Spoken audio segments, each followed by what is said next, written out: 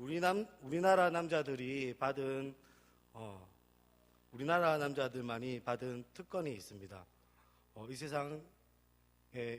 세상의 남자들은 받지 못했는데 우리나라 남자들이만 받은 특권이 있습니다. 그리고 우리나라 여자들은 이 특권을 받지 못했습니다. 뭔지 아십니까? 그것은 바로 남자들은 공부를 잘하나 못하나 대졸자가 된다는 것입니다. 바로 군대라는 것을 가야 된다는 것인데요. 누구나 크게 이상이 없는 이상은 대졸이라는 그런 명함을 받게 됩니다. 이렇게 군대에 들어간다는 것은 그렇게 쉬운 일만은 아닌 것 같습니다. 2년이라는 시간 동안, 오랜 기간 동안 먼 곳에서 또 힘든 생활을 해야 되고 또 여러 가지 문제가 있곤 합니다. 저는 우리나라 남자라서 대학교를 또 그 대학교를 갔다 오고 또 보통 대학교도 다녀오고 이렇게 해서 두 개의 대학교를 졸업했었는데 저는 일반적인 그런 남자들과는 달리 목사님과 조금 비슷하게 매일마다 대학교에 입학하는 그런 대학교를 다녔었습니다. 그래도 그 시간들은 쉽지만은 않았던 시간이었던 것 같습니다.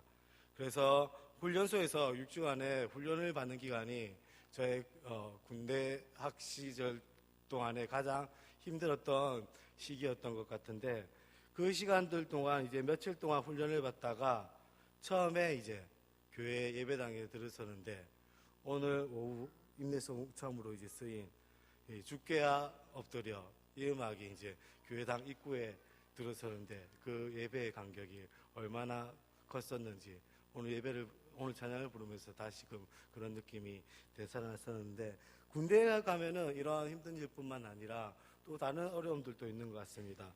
함께 사귀던 여자친구가 있었다면은 군대에 가게 되면 오랫동안 이별해야 되기 때문에 대부분의 그 관계를 지속하기가 어렵기도 합니다.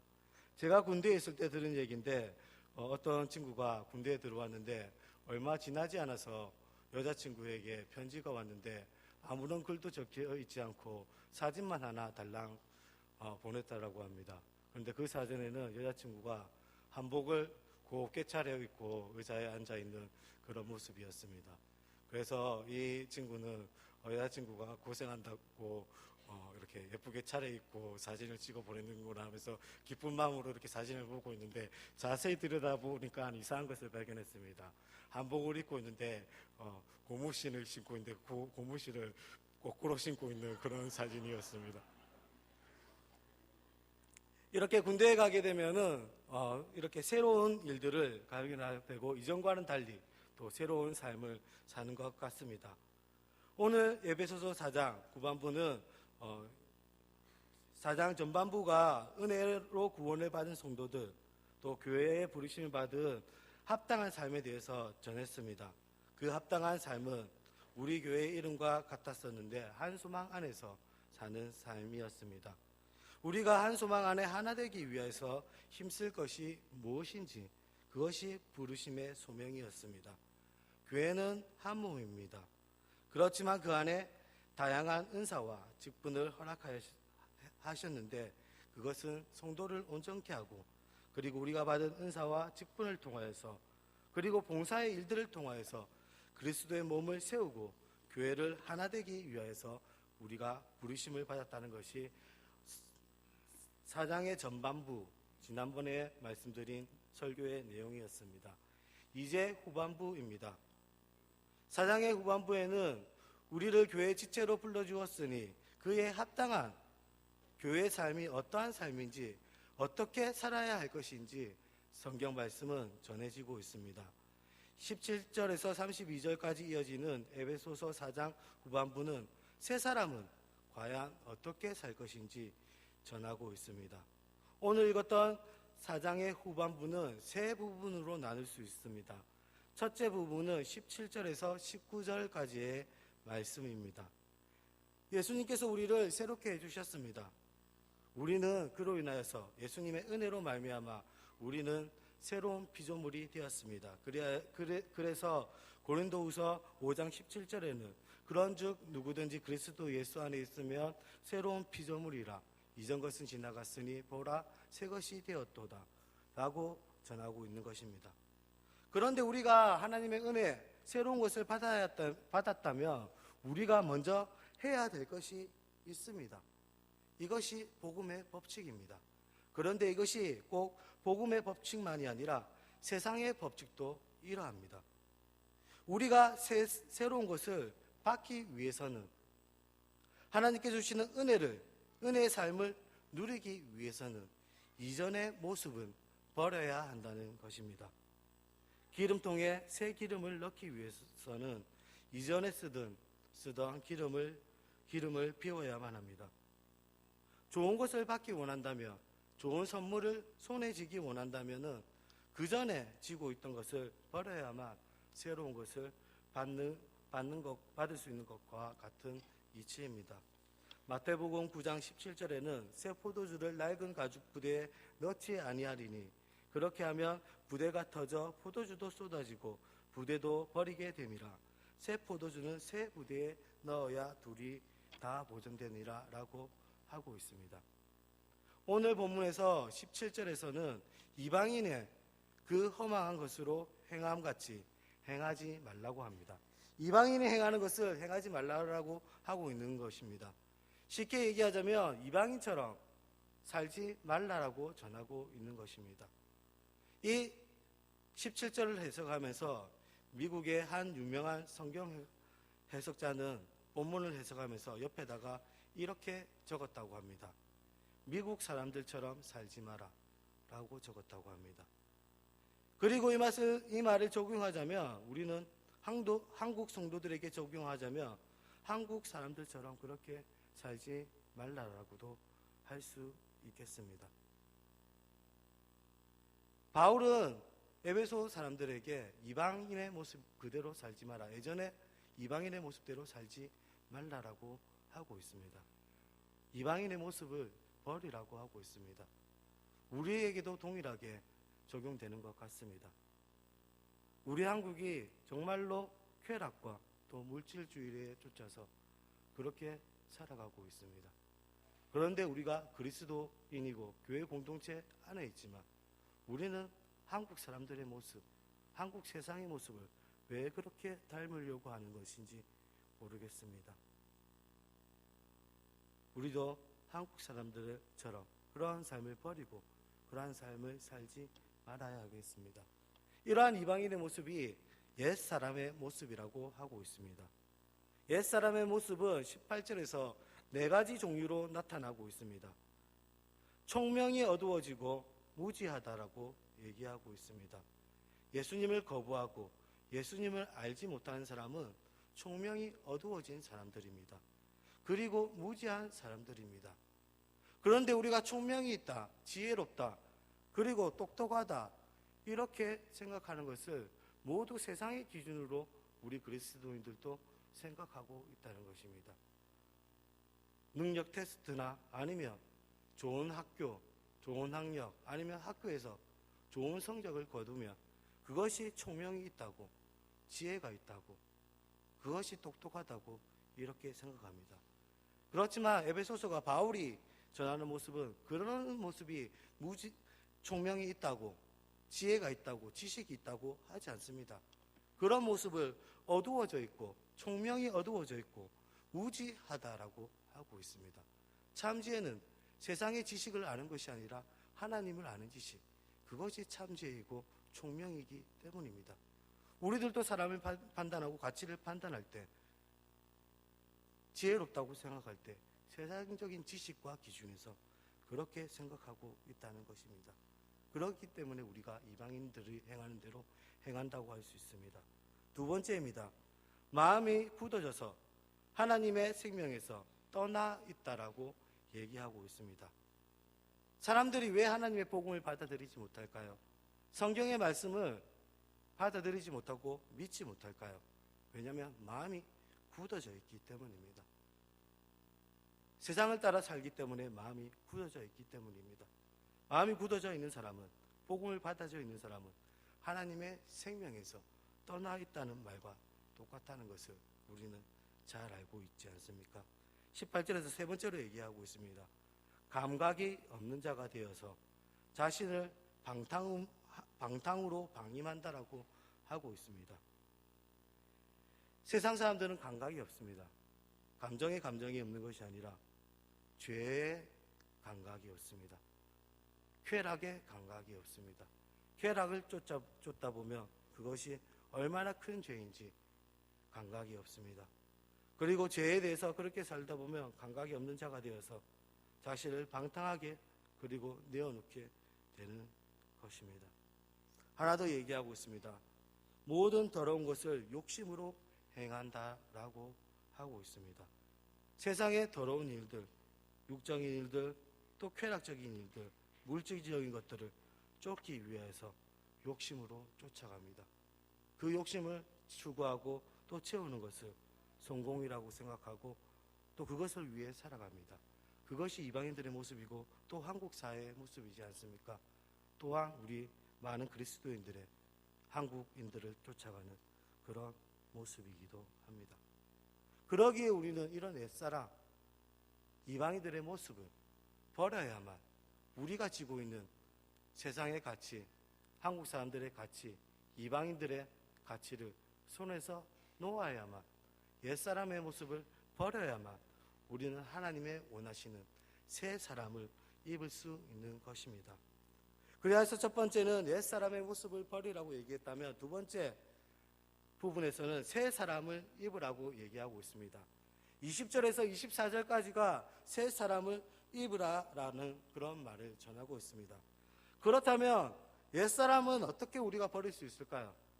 우리가 마음속으로 세상을 쫓지 않고 이제는 새 사람을 입은 그런 모습으로 살겠습니다 라고 이렇게 마음먹는다면 옛사람의 모습은 과연 어떻게 버릴 수 있을까요? 하나님의 구원은 우리가 어떻게 맛볼 수가 있을까요?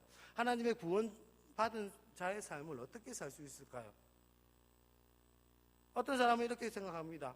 기도하면은 하나님의 구원이, 하나님의 복이 뚝 떨어진다고, 은혜가 갑자기 임한다라고 이렇게 생각할 수도 있습니다. 그렇다면 우리의 새로운 삶이 하나님께서 은혜로 말미암아 갑자기 변화받고 우리의 삶이 예전에는 옛사람의 삶을 살았지만 갑자기 새 사람의 모습을 살 수 있는 그런 모습으로 바뀌는 그런 복입니까? 21절은 얘기하고 합니다.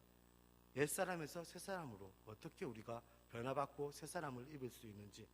21절, 진리가 예수 안에 있는 것 같이 너희가 참으로 그에게서 듣고 또한 그 안에서 가르침을 받았을진대 라고 전하고 있습니다. 옛사람을 버리는 것은 새사람을 입는 것은 갑자기 변화받는 것이 아닙니다. 하나님께서 갑자기 복으로 주시는 그런 것이 아닙니다. 새사람을 입는 것은 바로 말씀을 듣는 것에부터 시작합니다. 참으로 그에게서 듣고 라고 오늘 말씀을 전하고 있습니다. 로마서 10장 17절 말씀은 그러므로 믿음은 들음에서 나며 들음은 그리스도 말씀으로 말미암았느니라 라고 전하고 있습니다. 그러기에 말씀 듣는 것을 소홀히 해서는 안 됩니다. 말씀이 선포되는 각 예배 시간을 우리는 소홀히 해서는 안 되겠습니다. 자신이 만약에 예배에 참석하지 않고 목사님으로부터 선포되는 말씀을 듣지 않으면서 자기의 삶이 새 사람으로 변할 수 있다고 생각한다면 이 세상 가치를 쫓지 않고 하나님의 가치를 쫓아 살 수 있다고 생각한다면 그것은 거짓된 생각이고 착각입니다. 하나님의 말씀을 들을 때 우리는 새 사람을 입으며 옛 사람에서 새 사람을 입을 수 있다는 사실을 꼭 기억하시기 바랍니다. 어떤 사람들은 요즘에 무교회주의자도 있습니다. 말씀을 듣지 않고서 혼자서 집에서 성경을 읽으면서 묵상하면서 말씀을 읽으면 똑같은 말씀이 아니냐라고 생각하고 또 그러한 가운데 내가 새 사람으로 변화받을 수 있다고 이렇게 생각하는 사람들도 있습니다. 그렇지만 오늘 오전 예배에 들었던 것처럼 혼자서 신앙생활을 할 수 있는 사람은 아무도 없습니다. 혼자서 새 사람이 될 수가 없습니다. 우리는 공예배 시간을 통해서 선포되는 말씀을 통하여서 우리의 심령이 변화받아서 새 사람이 된다는 사실을 꼭 기억하시기 바랍니다. 그러나 듣는 것만으로 끝나는 것은 아닙니다. 듣는 것과 함께 해야 될 것이 있습니다.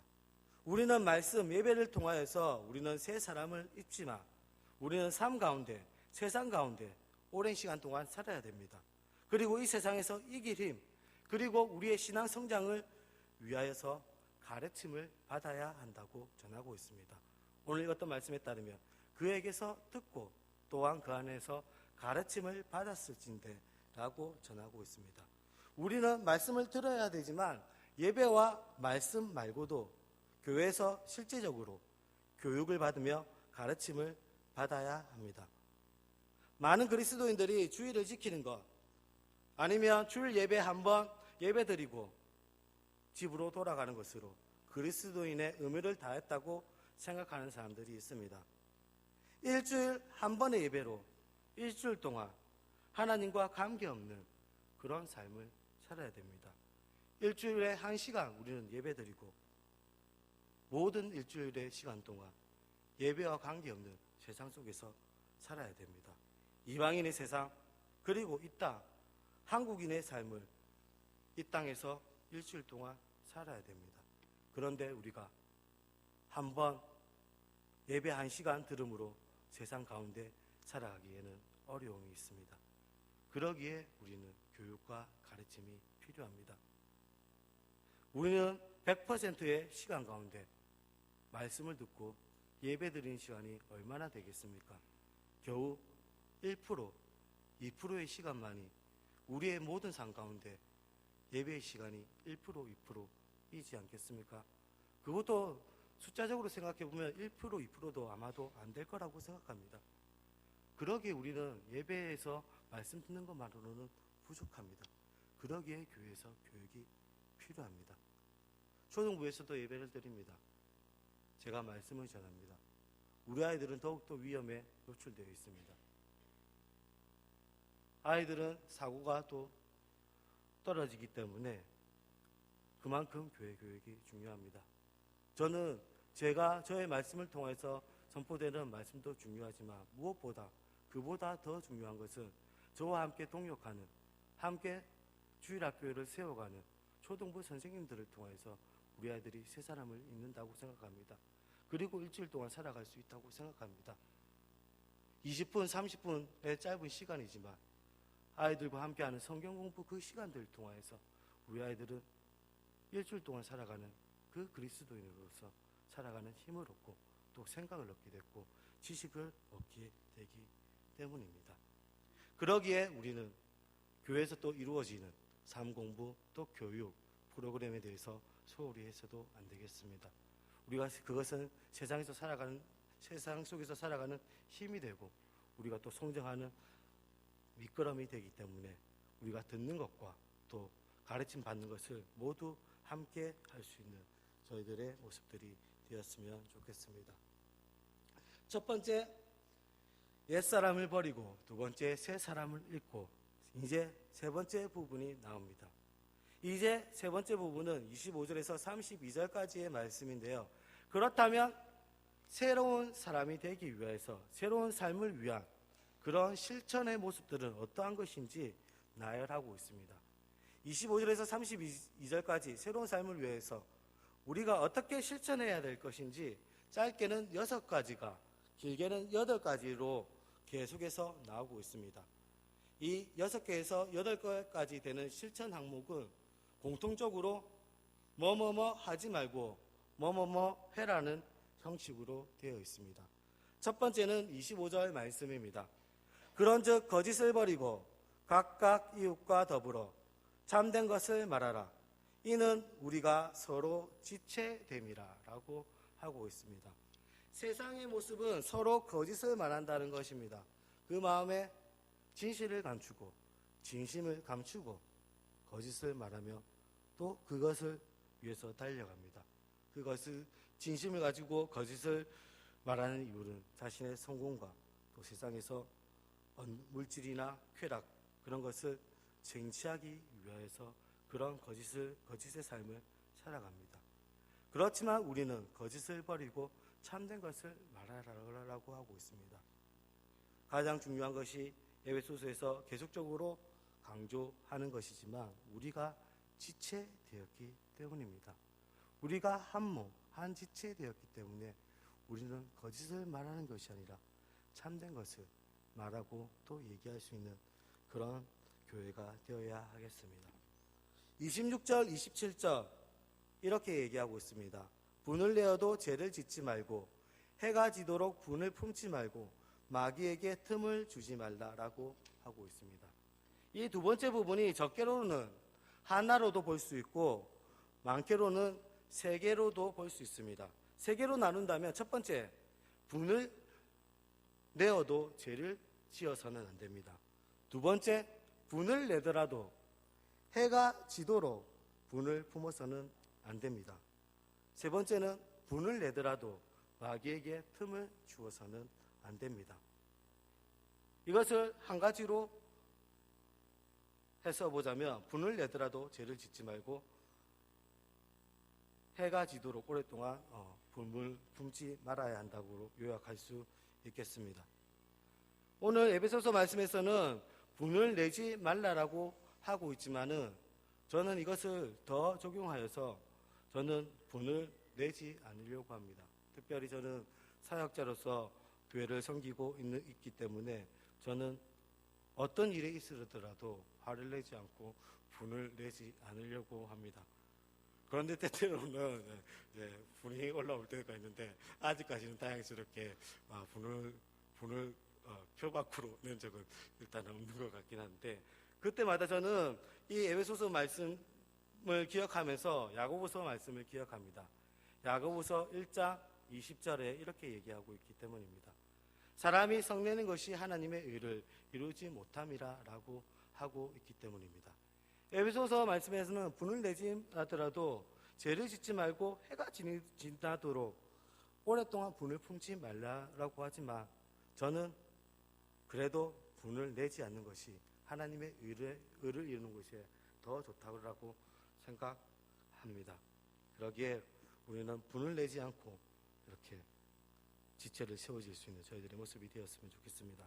이것을 언급하면서 혹시 창세기 4장에 무슨 이야기가 나오는지 기억하십니까?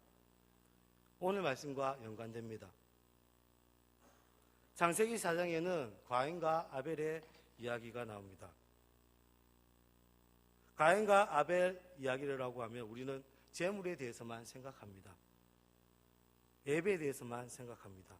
가인의 제사는 받지 않으시고 아벨의 재물, 제사는 받으셨다. 이 본문을 통해서 그렇게 얘기합니다. 사실 이 본문을 통해서 그것을 얘기할 수 있지만 가인과 아벨, 왜 하나님께서 재물을 안 받으셨는지 이 본문을 통해서 정확히 알 수 없습니다. 그런데 재물을 왜 받으셨는지 안 받으셨는지는 알 수 없지만 이 본문을 통해서 정확하게 알 수 있는 것이 있습니다. 그것은 가인이 하나님 앞에 분을 낼 것이, 화를 낼 것이 아니었던 것과 가인은 자기가 왜 고개를 못 들고 하나님께서 왜 재물을 안 받으시는지 자신은 알고 있었다는 사실입니다. 창세기 4장 5장 7절은 이렇게 전하고 있습니다. 가인과 그의 재물은 받지 아니하신지라 가인이 몹시 분하여 안색이 변하니 여호와께서 가인에게 이르시되 내가 분하여 함은 어찌 됨이며 안색이 변함은 어찌 됨이냐 내가 선을 행하면 어찌 낯을 들지 못하겠느냐 선을 행하지 아니하면 죄가 문에 엎드려 있느니라 죄가 너를 원하나 너는 죄를 다스릴지니라 라고 하고 있습니다. 우리는 분을 다스려야 됩니다. 그리고 해가 넘도록 품지 말아야 됩니다. 이것이 왜 세 가지인 것처럼 보이지만 하나라면 우리는 분을 다스려야 됩니다. 왜냐하면 이 분이 죄로 이어지기 때문입니다. 그리고 이 화내고 죄의 분을 내는 것이 마귀에게 틈을 주는 것이 되기 때문입니다. 오늘 두 번째 말씀을 다시 읽어보겠습니다. 분을 내어도 죄를 짓지 말고 해가 지도록 분을 품지 말고 마귀에게 틈을 주지 말라. 우리가 왜 화를 내어서는 안 되냐면 화를 내는 것이 죄로 이어지고, 그리고 마귀에게 틈을 주는 것으로 이어지기 때문입니다. 베드로전서 5장 8절은 근신하라 깨어라 너희 대적 마귀가 우는 사자같이 두루다니며 삼킬 자를 찾나니라 라고 하고 있습니다. 우리의 마음은 분을 원합니다. 그리고 죄짓기를 원합니다. 그 순간에 마귀는 두루 찾아다니면서 삼킬 자를 찾아서 우리를 삼키게 되는 것입니다. 그러기에 우리는 분을 버리고 인내로서 또 사랑으로서 그렇게 다가가는 사람들이 되어야만 할 것입니다. 세 번째입니다. 28절 말씀입니다. 도둑질하는 자는 다시 도둑질하지 말고 돌이켜 가난한 자에게 구제할 수 있도록 자기 손을 수고하여 선한 일을 하라 라고 하고 있습니다. 우리는 세상은 여러 가지 방법, 어떠한 수단을 써서라도 성공하며 또 부자 되길 원합니다. 우리가 해야 될 것은 그것이 아닙니다. 우리가 물질을 얻는 것은 죄가 아닙니다. 그렇지만 우리가 물질을 우리를 위하여서 세상의 보화를 위하여서 쌓아준다면 그것은 죄가 되는 것입니다. 우리는 쌓아둔 보화를 가난한 자와 이웃 그리고 우리의 성도들을 위하여서 선한 일들을 위하여서 써야 하는 것입니다. 네 번째입니다. 29절 무릇 더러운 말은 너희 입 밖에도 내지 말고 오직 덕을 세우는데 소용되는 대로 선한 말을 하며 듣는 자들에게 은혜를 끼치게 하라 라고 하고 있습니다. 더러운 말을 입 밖에도 내지 말라라고 하고 있습니다. 더러운 말이라고 했을 때 욕이나 상스러운 말만은 저는 아닌 것 같습니다.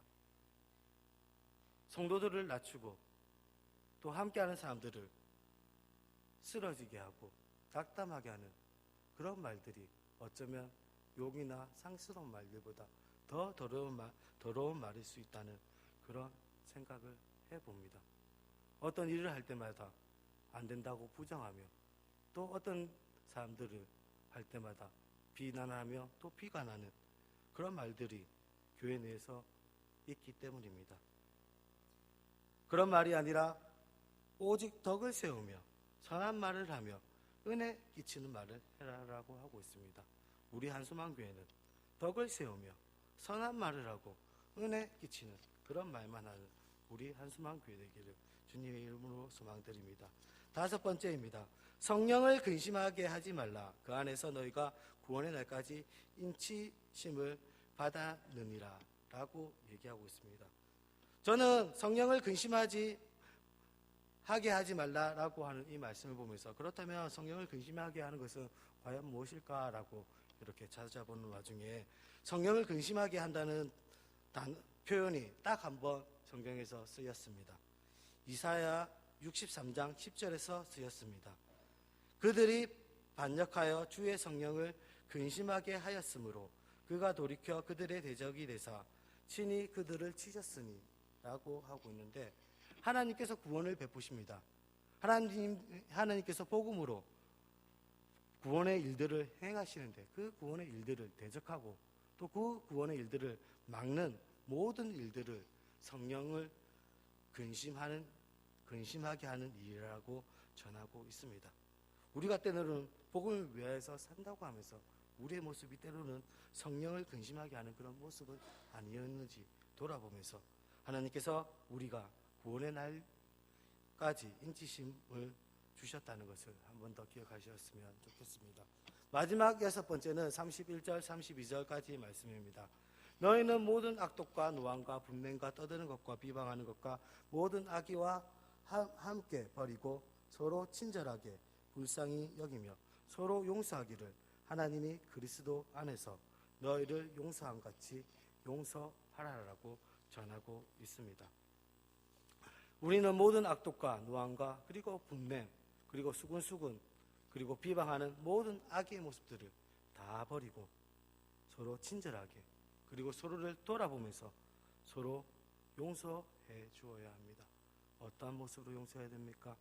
바로 그리스도 안에서 그리스도께서 우리를 용서한 모습같이 우리가 교회 내에서 서로를 그렇게 용서하는 것이 새 사람을 입은 그런 새 사람 입은 사람들의 그러한 모습입니다.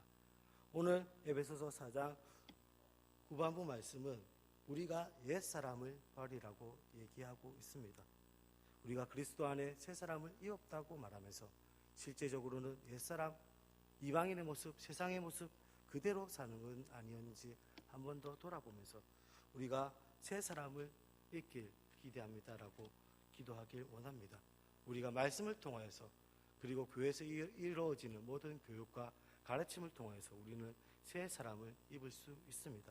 그리고 6가지, 8가지 되는 이런 새 사람을 입기 위한 실천들을 통하여서 우리가 하나님께서 원하시는 새 사람으로서 새로운 공동체로서 그러한 삶을 살아갈 수 있는 사랑하는 한소망 교회 성도 여러분 되시기를 주님의 이름으로 소망드립니다.